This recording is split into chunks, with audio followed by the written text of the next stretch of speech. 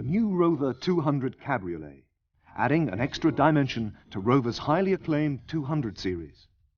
During this program, we'll introduce you to the features and service procedures of this exciting new model. This program is in two parts. The first part details the Cabriolet's hood, and in the second part, we'll demonstrate the characteristics and operation of the vehicle's sophisticated anti-theft system. But first, the hood.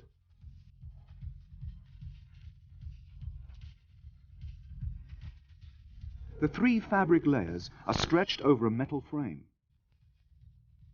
This is fixed to the body by 6 bolts, 3 on either side. On the underside of the metal frame is the headlining. Next comes the quilted interlayer, keeping heat in and noise out. The flexible backlight is made from Vivac and can be unzipped to provide extra ventilation. And finally, the outer covering provides protection against the elements. Hello. In this section, I'll take you through the new technical features and basic service procedures of the Rover 200 Cabriolet's hood. First, a very brief overview of the bodywork changes. Now, to cater for the lack of roof panels, something which gives a lot of strength to a saloon, the floor pan has been strengthened with sill reinforcements and additional sill sections. The doors too are new, they're frameless, and we have a new fixed quarter light. The B-posts extend up to meet in the middle and form a support bar, and the rear quarter panel here is made up of 2 parts. This brake line extends rearwards behind this rubbing strip.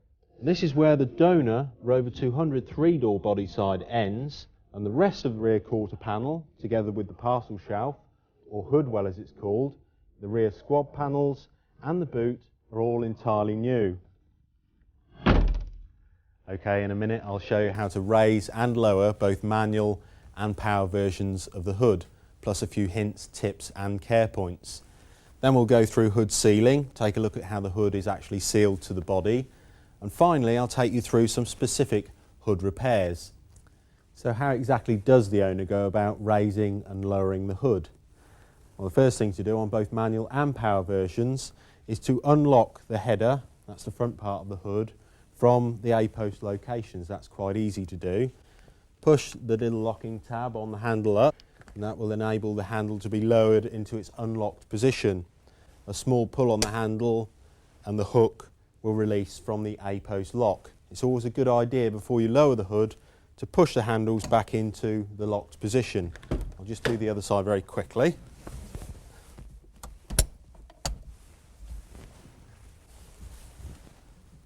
Now, before I lower the hood, you'll notice that I've dropped the rear windows just by a couple of inches.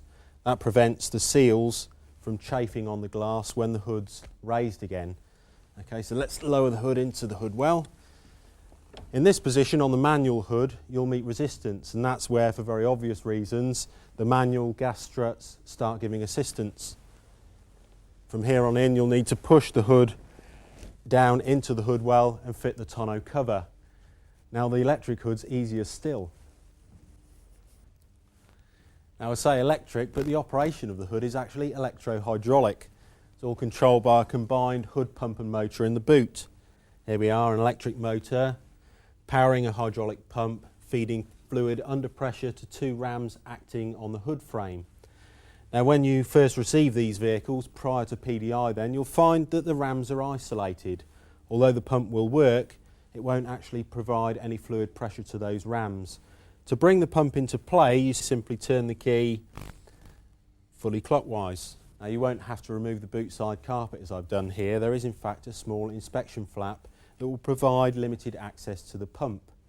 Now, the electrical circuit for the motor is quite simple, very similar to the most basic electric window circuit, with an up relay and a down relay. There are no limit switches. The pump simply whirs away at relief pressure when the rams reach the end of their stroke until the driver takes his finger off the button. Now, the only unusual feature to this circuit is that the relay, the main feed relay, is actually controlled by the handbrake warning light circuit. Now, it doesn't take a brain surgeon to work out why. Perhaps the quickest way to remove one of these hoods is to open it on the move. Seriously though, never entertain releasing those hood handles unless the vehicle is at a complete standstill. Now you probably recognise this, the transit cover, designed primarily to protect the vehicle during its passage to you in the dealerships. It is designed though to be passed on to the customer, where it will protect the outer covering in dusty conditions or where it's parked for long periods under a tree, say.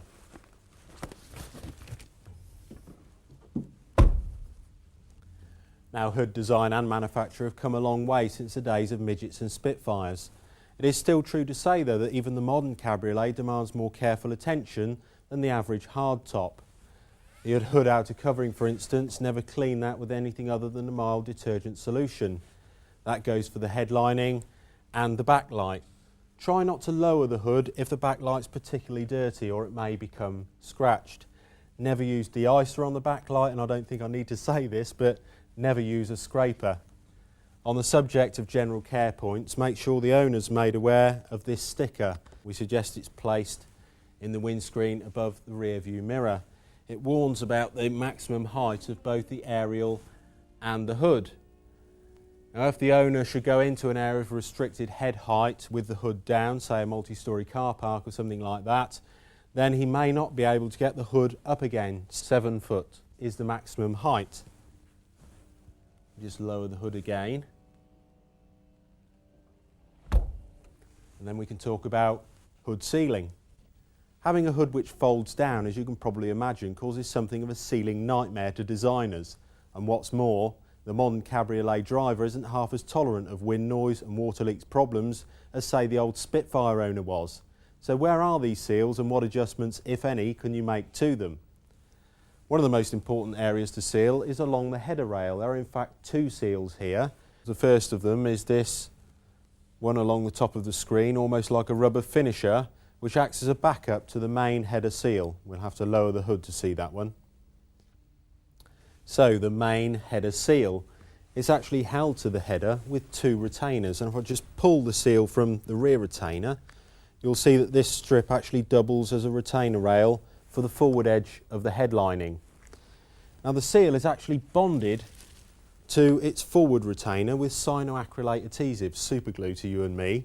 It's imperative that you get the retainer perfectly central to the seal before bonding it in place.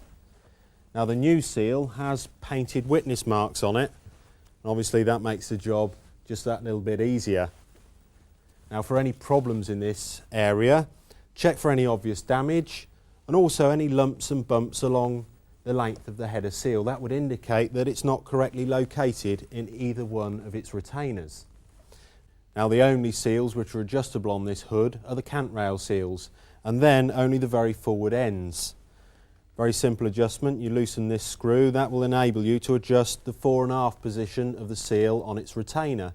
Now the idea behind this adjustment is to get a good seal fit between the front ends of the cant rail seals and where they butt up against the A-post seals. Now this area by the A-post is quite forward facing, so any gaps there almost certainly will cause wind noise and water leaks problems, so be careful of that adjustment. Now the cant rail seals by necessity are jointed, and the join is improved by this sleeve arrangement. Now all Rover 200 Cabriolets go through a similar water test facility as their saloon counterparts, and they do perform very well.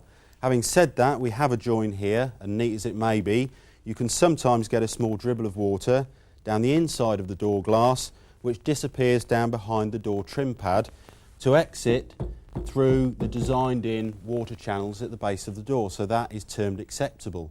Now bear in mind that Rover's water test facility is very severe.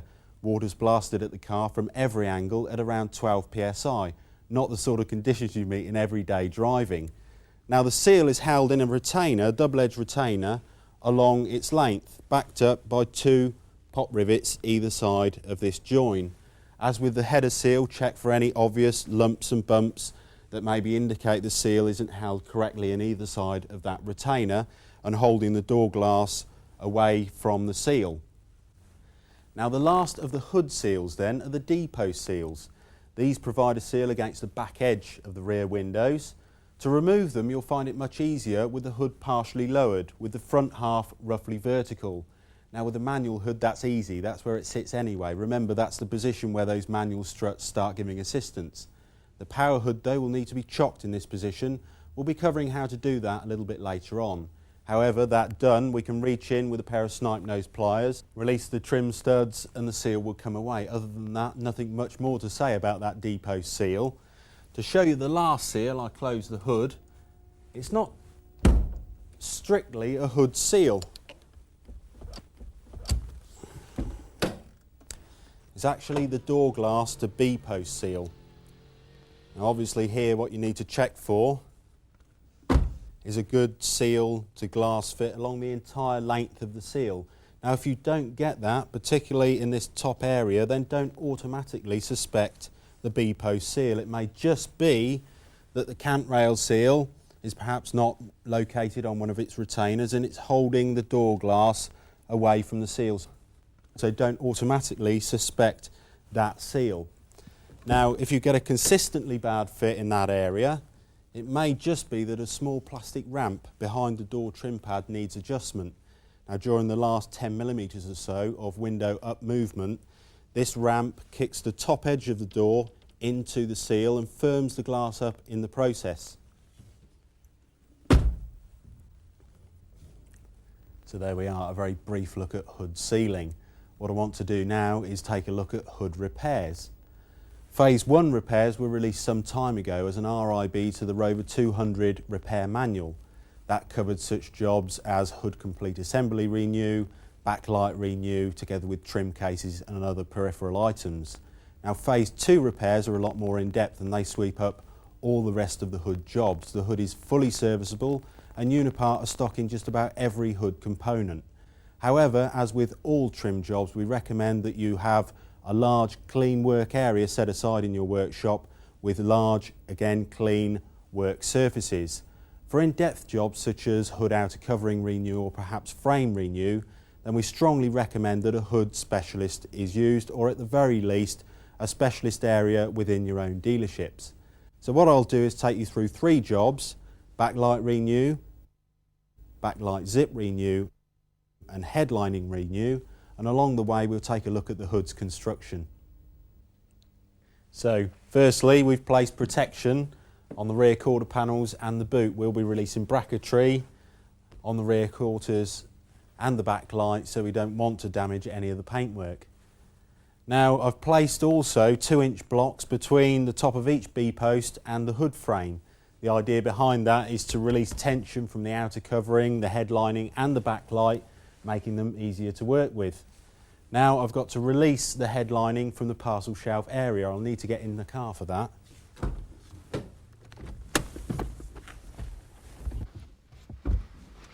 Bit difficult, it's all a bit cramped in here. What you're looking for are 2 small fixings on either side of the parcel shelf. Remove those. I've done the other side already, and you'll be able to withdraw from the headlining what we call the tension rods. Now it's most important to remove these completely. Should you leave these in the headlining and inadvertently lower the hood, then you stand a pretty good chance of piercing either the headlining or the outer covering, something to be avoided, so take those right out. As I say, I've done the other side. The next bit is deceptively tricky.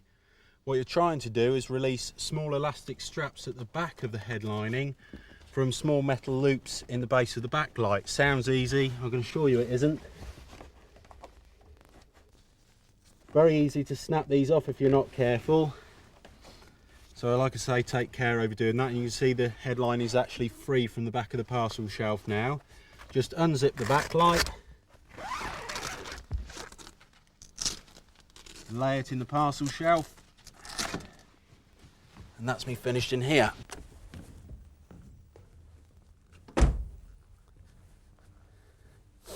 Now the idea behind releasing the headlining from the parcel shelf area was to expose the fixings for the hood rear quarters. There are actually 3 on each bracket. I've cheated and removed all but one of them,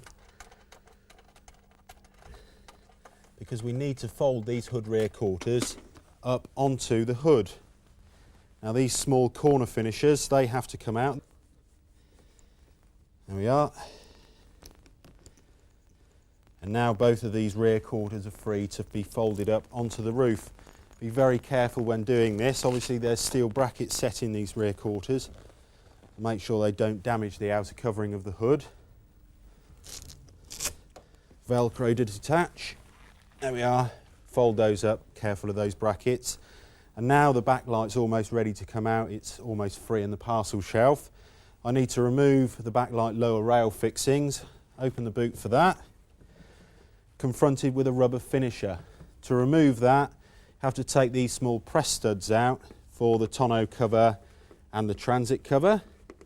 Now this rubber finisher is actually pushed right up underneath the backlight material, and it is fairly difficult to get that back in again. Just to forewarn you about that. I won't take the other press stud fastener out. Just release the rubber strip there, and we can see 5 Torx headed screws there, TX30 Torx bit you'll need for that. I won't take this backlight out. You'll find that the centre screw, the location for that is actually just a round hole. The rest is slotted, so that's obviously a location for this lower rail of the backlight.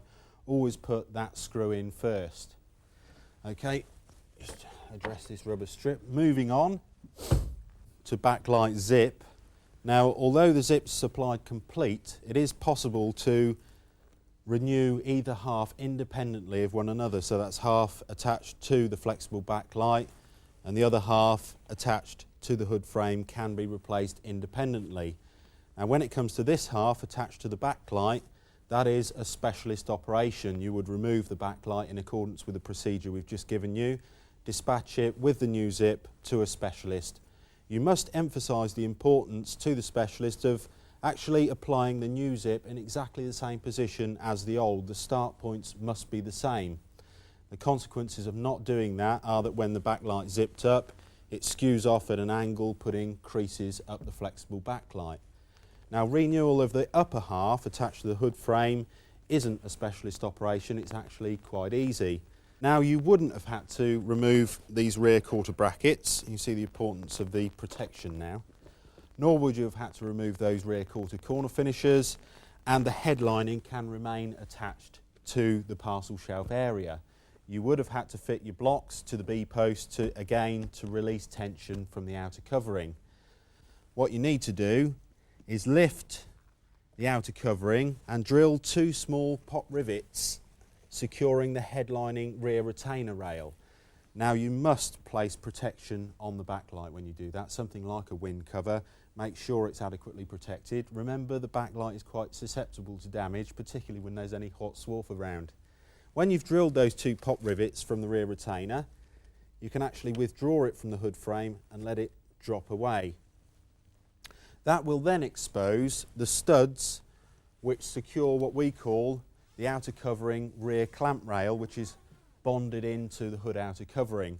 I've actually cheated and done that. One important note to mention though is that the outboard studs actually have washers on them, and there's a fair chance that as you remove the nut from the stud, the washer drops inside the hood frame, so be aware of that and be careful. Now what we have to do is to relieve tension further from the outer covering, is to place the hood in the partially lowered position with the front half vertical. Remember, the manual hood sits there anyway, that's where those manual struts start giving assistance. The power hood though doesn't, so we'll need to chock that.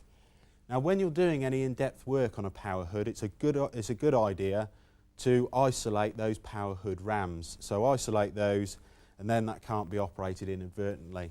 So lower the hood, place chocks, then in the hood frame, and we're ready to release the clamp rail and expose that upper zip.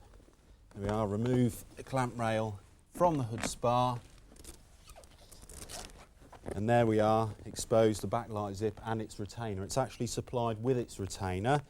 9 pop rivets secure that to the frame. Now you drill those out and refit the new zip in exactly the same procedure.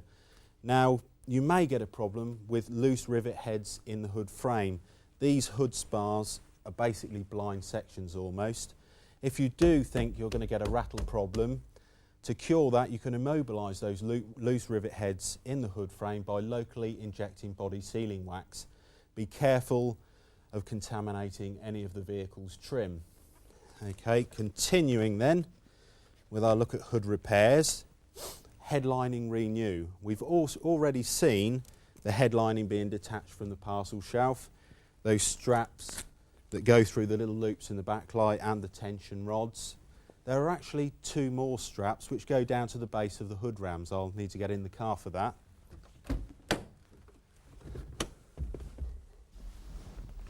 So two more elastic straps connected to the base of the rams or struts. Now at first sight it looks as though you'll have to remove the rear quarter trim casings to get access to those. It is quite easy to release them though with the trim casings in situ. By reaching down between the ram and casing to release the clip, it's always a good idea to remove this clip from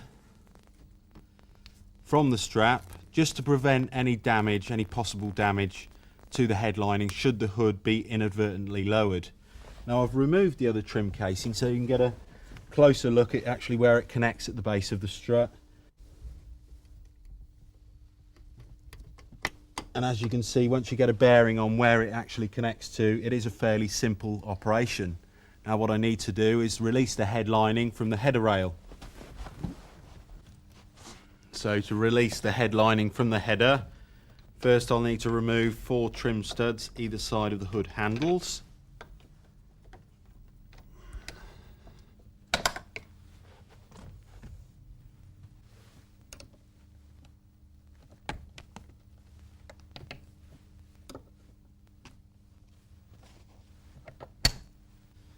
There we are. Then release the header seal from that rear retainer we saw earlier, which doubles as a retainer for the forward edge of the head lining. Now it has 6 screws in it. I've removed all but 2. Just quickly remove those then. The forward edge of the headline is actually stuck to the header rail. Refer to the manual for the correct type of adhesive to use. So that done, the retainer strip out of the way, release the headlining carefully from the header rail.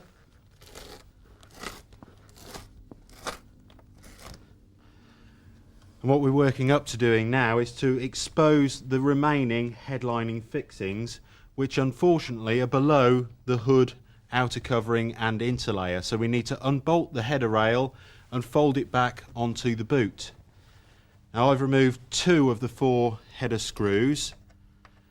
I'll loosen these. I've loosened those cant rail seal clamps. So collect those with the screws. There we are. Now you have to mark the header rail prior to loosening these screws. The best way to do that is probably with some strips of masking tape, because you have to ensure that the header rail goes back in exactly the same position. So now I need to fold the header rail together with the interlayer and the outer covering back onto the boot. So with assistance we can now lift the header off and, complete with the outer covering and interlayer, fold it onto the boot to reveal the remaining headlining fixings. Here we are, 6 brackets pot riveted to the frame. Now when you've removed the headlining, you'll obviously have to swap all the components, the bows, rear retainer rail and brackets over to the new headlining. There are a couple of very important points to note. Now as you're fitting these brackets, as you thread the headlining bows into the headlining, be very careful. It is possible to get them upside down. If you do, they'll show through the outer covering. Now again with the brackets, the same bracket is used on the thin forward spar as on the thicker rearward spar. When pot riveting the brackets to the forward spar, use the rearward hole, and the rear spar, use the forward hole. Now as with all the jobs we've covered so far, the refit procedure is pretty much the reversal of the removal procedure. There are 2 very important checks to make though. So 2 checks to make. We'll show them on this car with the outer covering stripped away for clarity. Now earlier we marked the position of the header rail, so all being well that's gone back in exactly the same position. We do however recommend that that's checked. What you basically do is check the distance between this striker pin on the header and A-post striker plates set into the A-posts. We measure the distance between them with the striker pin held level with the top of the striker plate, and you're looking for between 6 and 8 millimeters. Now unfortunately, if you don't get that dimension, you can't just go ahead and adjust the header rail. The reason you can't do that is because you have cables set into the cant rail areas of the outer covering. This firms them up and stops them flapping in the wind. Adjust the header and you risk snapping the cables. They're not easy to change. What you'll have to do is place the hood in the partially lowered position and release all tension from the cables. You can gain access between the headlining and the outer covering, wind the lock nut back, the adjusting nut right back, remove all tension. As I say, that done, you can then adjust the header rail to the desired position. Now when it comes to adjusting the cant rail cables, you'll need to close the hood and check cable adjustment using an O-series timing belt tool and a spring balance. Apply a specific load and measure the deflection of the cable.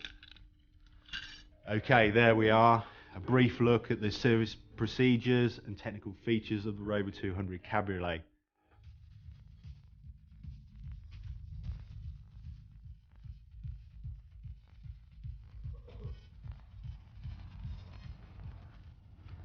The anti-theft system fitted to all new Cabriolet models is a comprehensive system that offers the vehicle protection on both the inside and the outside of the car. A volumetric system protects the inside of the car, while a perimetric system is used to protect the outside. As you might have expected, an electronic control unit is used to control the system, and you'll find it mounted behind the radio, screwed to the back of the cassette storage tray. This same ECU also controls the central door locking system, which is only operational from the driver's door, either by moving the seal button or by using the key. Now another point I'll just quickly mention is that it is possible to slam lock the vehicle with or without the ignition on, although that won't arm the alarm. Okay, to arm the alarm, all you need to do is lock the vehicle using the key in the driver's door. It can also be fully armed from the passenger side, but only if the driver's door is locked, remembering that central door locking only works from the driver's door. If the alarm's been successfully armed, then you'll see the Confidence Confirmed Telltale Lamp, or CCT, that's a red LED on the instrument panel labelled alarm, will flash quickly for 10 seconds before it slows to flash at a rate of 1 flash per second. It will then continue to flash at that rate until the alarm is disarmed, so serves as a visual deterrent for any would-be thieves. The perimetric side of the system arms immediately the vehicle's locked, while the volumetric side will be armed approximately 35 seconds after that. And that 35 seconds will give your furry dice and the like enough time to stop swinging once you've parked the vehicle to avoid the possibility of them triggering a false alarm. Incidentally, operation of the starter motor is automatically inhibited as soon as the alarm is armed. To start with, I'll explain how the perimetric system works. That's the system which protects the outside of the vehicle. Here the ECU monitors a total of 10 switches. So that's the barrel switch, sill switch and door open switch on both doors, a barrel switch and load space lamp switch on the boot, bonnet switch, and finally the ignition switch.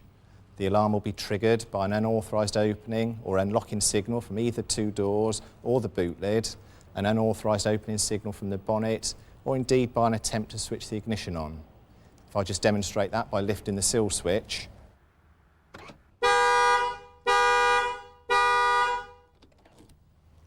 once triggered, the vehicle's horns would sound for 30 seconds before they go quiet for 60 seconds while the alarm resets. Then, as soon as the ECU senses another unauthorised signal following that reset period, the horns would again sound for another 30 seconds and so on. To disarm the alarm, as I did there, you'll need to unlock the vehicle using the key in either the driver's or passenger's door. I'll just rearm the alarm. Again, CCT flashes to confirm that we've armed the alarm successfully. Now we'll look at the volumetric side of the system, which, as I mentioned before, arms 35 seconds after the perimetric side and protects the front portion of the passenger compartment. Other vehicles, such as the Rover 800 series, use an ultrasonic sensor to detect air movement and inform the ECU of an intrusion into the passenger space. Obviously, it's not possible to use that system on a vehicle fitted with a soft top, as the air inside this space is never allowed to stabilise. So to get over this problem, we fit this, a Doppler volumetric module, or DVM as it's known. You'll find it clips to the bottom of the cassette storage tray behind the centre console and builds up a picture of its immediate surroundings each time the alarm is armed, informing the ECU if it detects an intrusion into this space. And the beauty of this system is that it will work just as well with the hood down as it does while the hood's up.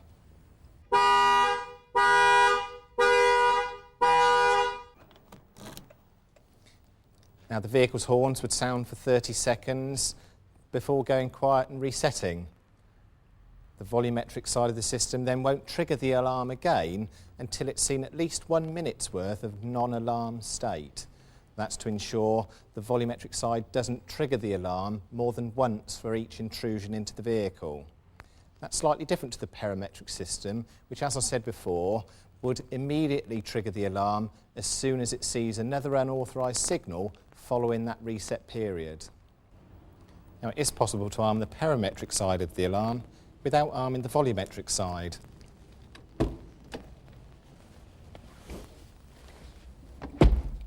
And to do this, you'll need to press the Volumetric Disable switch, which you'll find just to the left of the steering column. And you'll need to press it while it's lit, which will be up to a minute after the ignition has been turned off.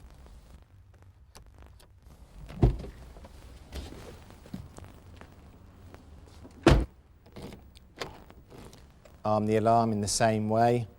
Again, the CCT flashes to confirm that we've armed the alarm successfully. Now, normally the volumetric side of the system would be armed 35 seconds after the perimetric side. And as you can see, it no longer detects my arm moving into that space. And the volumetric side will be automatically reactivated the next time the ignition's switched off. Now, another part of this comprehensive system is its Mislock feature.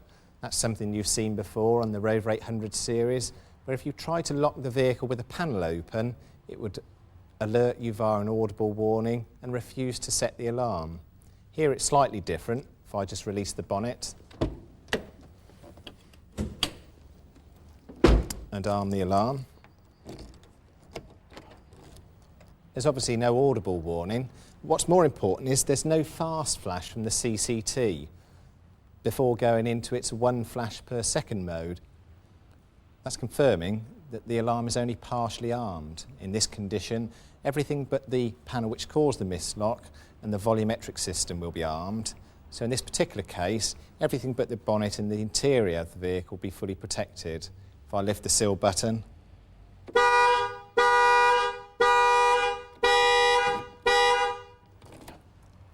there, the alarm goes off.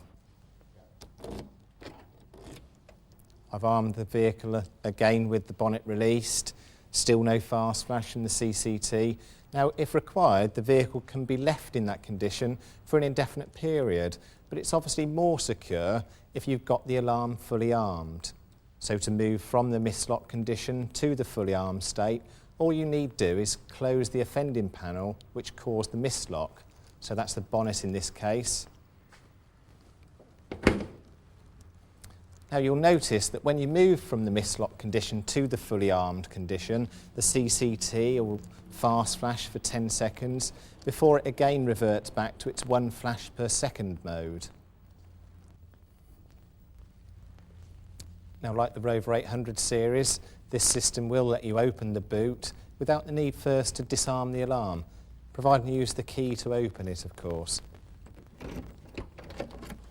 Then, as soon as the boot lid closes, the alarm will be reactivated. Now, there is one thing that you and your customers will need to be aware of, though, and that's the need to operate the key swiftly, as the alarm ECU must receive a boot open signal within 1.5 seconds of receiving a key switch signal. If it doesn't, then the alarm will be triggered.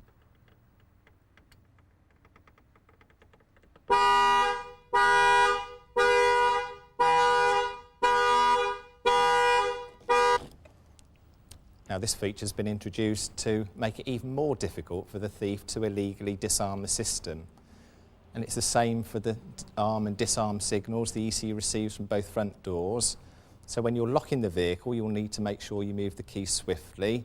If you don't, then the alarm won't arm. You'll get no flash at all from the CCT if that happens. And if you move it too slowly when unlocking the car, then you'll not disarm the alarm, and it will trigger as soon as the seal button moves. Now, just a quick word about connecting the battery, which is obviously something you'll come across in service.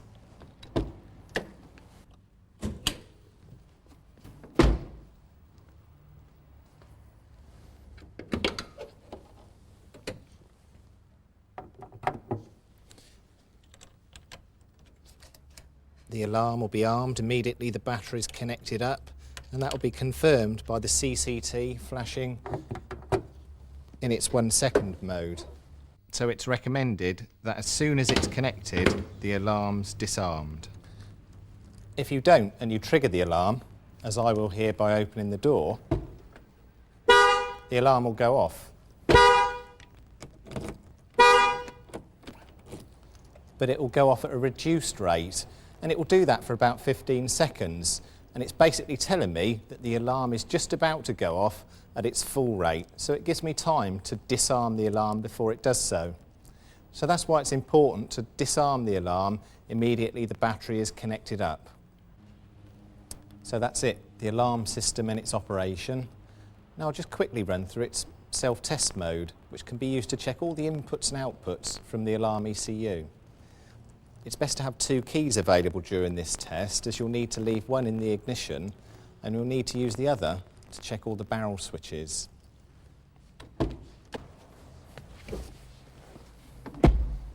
If there's only 1 key available, then the barrel switches will need to be checked for continuity using an ohm meter in the normal manner. Now, to enter the diagnostic mode, you'll need to start with the vehicle unlocked with the ignition off. Then lock the passenger door sill switch, switch the ignition on, then off, then back on again, and then unlock the passenger door sill switch. And you'll need to carry out that sequence within 2 seconds to enter the diagnostic mode successfully. If you have, as we heard there, you will hear the horn briefly sound. Now, we're in this condition, all but the passenger sill switch and the ignition switch will make the CCT and the Volumetric Disable switch lamp flash. If there's no flash when you operate a switch, then a fault is indicated and more thorough diagnosis is required. You'll automatically know that the passenger sill switch and the ignition switch circuits are okay if you've been allowed to enter the self-test mode. Once you've finished testing the perimetric side of the system, you can move on to test the volumetric side by pressing the Volumetric Disable switch, providing you've been in the test mode at least 35 seconds, of course. The disable switch lamp and the CCT will both give a half-second flash to confirm you've moved from the perimetric side to the volumetric test. And now the CCT will give another flash when the DVM detects movement, if it's okay. Now, there's an additional feature of the system I should mention at this point that comes into play if the vehicle's parked by the side of a busy road or constantly buffeted by wind, and that's its auto thresholding ability. And that's where the area inside the car that the DVM monitors is automatically reduced. That avoids the possibility of ornaments hanging from the rear view mirror, for example, triggering the alarm off in a false alarm condition. So if you've been in the test mode for more than 3 minutes, you may find that it has reduced that sensitivity. So you may need to move your hand in quite close to the unit to trigger it off. So you'll need to be careful during this part of the test, and don't be caught out condemning a DVM which is in fact in good working order. Once you've moved from the perimetric side of the test to the volumetric side, you'll notice that none of the switch signals make the CCT flash, and then to exit the test mode, all you need to do is turn the ignition off.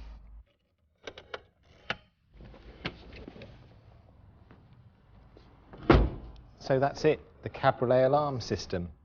As I said, it's a comprehensive system that offers the vehicle a very high level of security, but it's a system that should cause you few problems, provided it's operated correctly. Now we'll have a quick look at another of the Cabriolet's features, the mast aerial. You'll find it mounted on the right-hand rear quarter panel, and it's fitted to both models. You'll either have an electrically operated aerial or a manually operated aerial, depending on the spec of the car. The electrically operated aerial will extend automatically as soon as the radio is switched on, and then remain extended until the radio or the ignition is switched off. During PDI, you'll be asked to fit this sticker to the windscreen above the rear view mirror, and that basically highlights the fact that in the extended position, both aerials reach an overall height of 2 meters. So you need to be careful when driving the vehicle in areas of restricted height. To avoid damage occurring during delivery on vehicles fitted with an electric aerial, the operation of the radio will have been inhibited by the removal of fuse 17. So you'll need to replace that fuse before checking the operation of the radio at PDI in the normal way.